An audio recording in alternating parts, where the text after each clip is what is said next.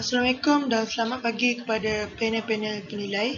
Saya Muhammad Akil Amsyah bin Zuri bernombor metrik A105239 pada hari ini akan membentangkan poster bagi tajuk Tahun Akhir Saya.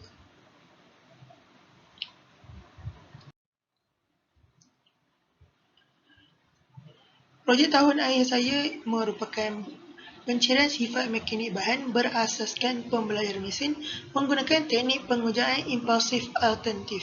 Saya juga merupakan pelajar seliaan di bawah Profesor Madya Dr. Zaki bin Muawi. Untuk abstrak, pelajaran mesin ialah satu bidang sains komputer yang menggunakan kaedah-kaedah statistik bagi membolehkan sistem komputer mempelajari, iaitu meningkatkan prestasi mengerjakan sesuatu tugasan tertentu dengan data yang tidak diprogramkan secara terang-terangan. Kerja ini bertujuan untuk melakukan pencarian sifat-sifat mekanikal bahan seperti kekerasan Vickers, ispa Poisson, modulus Pukal dan kekuatan yield. Sifat bahan dan kelakuannya secara umumnya ditentukan melalui dua kaedah ujian, iaitu yang pertama, ujian musnah non-destructive test dan ujian tidak musnah non-destructive test. Untuk ujian musnah, tingkah laku sampel diuji di bawah beban yang berbeza sehingga bahan akhirnya gagal atau pecah. Sementara itu, konsep non-destructive test digunakan untuk menentukan atau mengakses sifat atau tingkah laku bahan tanpa gagal, pecah atau merosakkan sampel. Oleh itu, kaedah yang tidak merosakkan ini lebih disukai oleh penyelidik kerana sampel dapat digunakan berulang kali dari semasa ke semasa. Spesimen berbentuk disk akan digunakan dalam eksperimen ini dan akan dikenakan pengujian impulsif menggunakan penukul impak. Ujian ini dijalankan di bilik separa anakui. Bagi tujuan piawaian, eksperimen ini menggunakan ASTM E1876 iaitu satu piawaian di mana menggunakan kaedah standard bagi modulus Young, modulus Ricci dan nisbah Poisson bagi pengujaan impulsif. Beberapa pendirian seperti meter pecutan dan sisa piezo-film diletakkan di atas permukaan spesimen untuk menangkap isyarat getaran yang dirasakan oleh penggunaan tersebut. Untuk pengenalan pula, pelajaran mesin mampu meneroka pengkajian dan membina algoritma yang boleh dipelajari serta peramalan data algoritma sebegini melepasi arahan program yang tegar dengan membuat ramalan atau keputusan berdasarkan data melalui pembinaan model daripada input contoh. Teknik pengujaan impulsif ialah analisis getaran sampel ujian seperti rasuk segi empat tepat atau plat bulat untuk mengukur frekuensi semula jadi dengan menarik secara mekanikal dengan pendorong. Frekuensi semula jadi atau resonance adalah ciri untuk ketegaran objek ujian kerana ia berkaitan dengan kekakuan jisim dan geometri. Modulus anjal atau sifat bahan lain boleh dikena pasti juga daripada frekuensi resonans sebagai masalah songsam.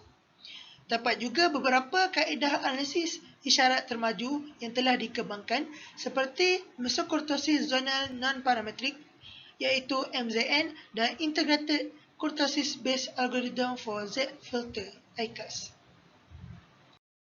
Bagi permasalahan kajian terbagi kepada tiga iaitu kaedah konvensional iaitu kaedah yang lama memerlukan peralatan yang mahal dan penyediaan eksperimen yang agak sukar. Dan yang kedua, batasan bentuk dan dimensi spesimen untuk setiap jenis mesin untuk eksperimen serta prinsip kerja kompleks kaedah eksperimen juga menyumbang kepada peningkatan kos dan masa. Yang ketiga, mengkaji mengenai pencarian sifat bahan amatlah penting bagi mempunyai pemahaman yang lebih baik mengenai prestasi bahan. Dalam kajian ini, terdapat dua objektif. Yang pertama, untuk mengkaji pencarian sifat-sifat mekanikal iaitu kekerasan Vickers, nisbah Poisson, modul Pukal, kekuatan yield bagi bahan berpajar polimer dan logam berdasarkan teknik pengujaan impuls alternatif melalui analisis isyarat statistik. Dan yang kedua pula ialah untuk membangunkan satu sistem ramalan pencarian sifat mekanikal bahan secara masa nyata dengan mengaplikan pembelajaran mesin sepada ta'arah melalui kaedah analisis isyarat maju seperti ICAS atau MZN sebagai parameter masukan. Untuk bahagian metodologi pula, terdapat dua carta alir untuk keseluruhan eksperimen dan analisis. Bahagian di sebelah kiri menggunakan kaedah standard, manakala bahagian di sebelah kanan menggunakan kaedah alternatif IET. Untuk di sebelah kiri, kita akan mulakan dengan penyediaan bahan dengan persediaan eksperimen. Kemudian, menggunakan kaedah standard, kita akan membuat konfigurasi mod, lenturan dan kilasan. Kemudian, kita akan analisis isyarat dalam domain frekuensi masa. Kemudian, kita akan perhatikan corak isyarat getaran sama ada berbentuk transient ataupun tidak. Jika data tersebut lemah, maka kita akan ulang daripada awal, dan jika data ia baik, kita akan teruskan dan kita akan teruskan kepada pemilihan dan penapisan data mentah. Kemudian, kita akan mencari frekuensi semula jadi mengikut mod, iaitu lenturan dan kilasan. Maksudnya, menggunakan formula standard, kita akan mencari sifat mekanikal bahan menggunakan pengiraan matematik. Dan hasilnya kita akan mendapatkan sifat-sifat bahan yang kita cari seperti kekuatan yield, modulus Pukal dan nisbah Poisson. Kemudian kita akan lihat yang di sebelah kanan pula menggunakan kaedah alternatif. Sama juga kita akan perhatikan isyarat pemerhatian. Jika lemah kita akan ulang, dan jika baik kita akan teruskan kepada pemilihan dan penapisan data mentah. Kemudian kita akan menggunakan analisis isyarat statistik melalui domain frekuensi masa yang terbagi kepada dua-dua, iaitu statistik lanjutan seperti ICAS, MZN dan sebagainya, dan statistik global seperti mean, max, variance dan skewness. Kemudian kepada pemilihan ciri isyarat yang relevan berdasarkan korelasi kekerasan dan sifat bahan dengan parameter statistik. Kemudian kita akan melatih, menguji dan mengesahkan model algoritma berdasarkan pemboleh ubah menggunakan perisian MATLAB. Selanjutnya, kita akan gunakan integrasi model terbaik ke dalam sistem dalam menentukan keputusan. Dan akhir sekali kita akan mendapatkan ramalan seperti kekuatan yield, modulus Pukal dan nisbah Poisson. Dan akhirnya kita akan bandingkan kaedah standard dan kaedah alternatif menggunakan pendekatan machine learning. Untuk alatan eksperimen yang digunakan dalam kajian ini ialah yang pertama penukul impak, yang kedua spesimen berbentuk disk, yang ketiga alat pemerolehan data ataupun DAQ, yang keempat sensor piezofilm dan yang kelima sensor meter pecut. Untuk bahagian penyediaan eksperimen pula, spesimen akan diletakkan meter pecutan dan piezofilm, dan piezofilm akan disambungkan kepada penguat pendera piezofilm dan akan disambungkan kepada DAQ, dan meter pecut juga disambungkan kepada DAQ, dan penukul impak juga akan diletakkan di DAQ. Kemudian DAQ akan disambungkan kepada komputer dan menggunakan perisian LabVIEW. Data akan diperolehi apabila penukul impak diketuk di bahagian yang ditentukan, sama ada di tengah ataupun di tepi, dan sensor meter pecut dan piezofilm akan mengambil isyarat getaran tersebut dan data akan direkodkan. Okey, jadi kita beralih kepada bahagian keputusan pula. Jadual 1 menunjukkan ciri sifat bahan polimer berdasarkan CES EduPack 2012. CES EduPack merupakan satu perisian yang mampu untuk menentukan dan memberikan kita nilai-nilai yang diperlukan bagi setiap jenis bahan.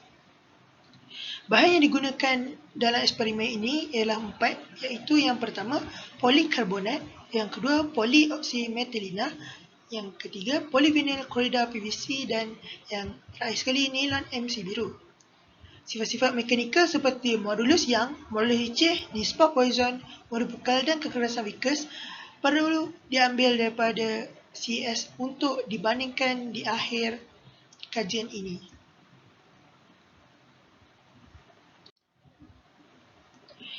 Jadual 2 pula ialah maklumat untuk pekali kuadratik A untuk isyarat getaran yang dikesan melalui kaedah ICAS menggunakan sensor filem piezo digandingkan dengan kekerasan viskos bagi 4 jenis bahan polimer yang diuji. Perbezaan di antara persamaan kuadratik boleh dicirikan berdasarkan pekali kuadratik A. Pekali kuadratik A ini melambangkan darjah kelengkungan bagi sesuatu lengkungan itu. Perbandingan dilakukan di antara pekali kuadratik A dengan susunan turutan bagi ciri bahan.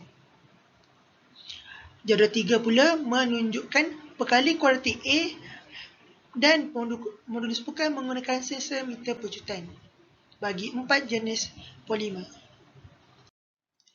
Hasil daripada pemerhatian, dua ciri sifat telah dikenal pasti iaitu yang pertama, pekali ICAS bagi isyarat getaran yang dikesan oleh sensor filem piezo dan sensor meter pecutan bagi kesemua polimer yang diuji didapati meningkat apabila daya hentaman yang dikenakan ke atas spesimen meningkat. Kedua, pekali ICAS bagi isyarat getaran untuk kesemua polimer pada julat daya hentaman yang sama didapati berlainan antara satu sama lain. Ini membuktikan bahawa agihan isyarat getaran ke pusat pusaran adalah berbeza bagi setiap bahan polimer yang diuji. Raja 1 menunjukkan pekali ICAS untuk sensor filem piezo melawan daya hentaman. Manakala rajah 2 pula menunjukkan pekali ICAS untuk sensor meter pecutan melawan daya hentaman.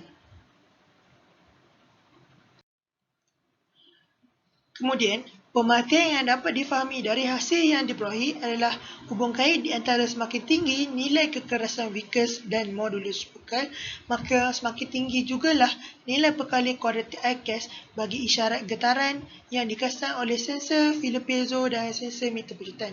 Sebagaimana yang dapat dilihat, raja 3 menunjukkan pekali ICAS untuk sensor meter pecutan, manakala untuk raja keempat menunjukkan pekali ICAS untuk sensor meter pecut.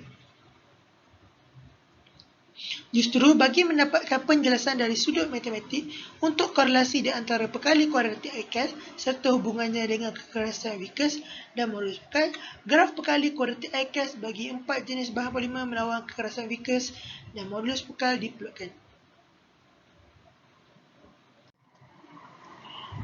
Berdasarkan raja 3 dan raja 4, kita dapati bahawa persamaan yang diperolehi ialah persamaan bergaris lurus iaitu Y equal to AX plus B, di mana kita akan mendapatkan persamaan Y sebagaimana yang dapat dilihat dalam raja 3, Y bersamaan dengan 16.293 kali dengan 1006 X plus 3.1378, di mana X merupakan pekali ICAS, di mana jika kita masukkan nilai X iaitu pekali ICAS ke dalam X, maka kita akan mendapatkan nilai Y, di mana Y merupakan nilai untuk kekerasan viskos. Sama juga seperti untuk modulus pukal, di mana jika kita masukkan nilai X dalam equation persamaan Y, maka kita akan dapat nilai Y iaitu nilai untuk modulus pukal.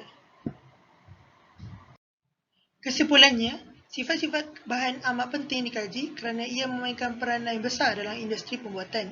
Kegagalan mencirikan sifat bahan ini dengan betul mengikut klasifikasinya mampu menyebabkan bahan itu tidak dapat berfungsi menurut fungsi asalnya yang sebenar. Oleh itu, pengajian mengenai pencirian bahan sangat penting untuk mempunyai pemahaman yang lebih baik mengenai prestasi bahan. Oleh itu, bahan-bahan tersebut dapat digunakan dalam pelbagai cara untuk memaksimalkan potensi mereka. Standard ASTM A1876 akan digunakan dan diikuti untuk mencirikan sifat mekanikal bahan menggunakan teknik pengujian impuls melalui respon dinamik.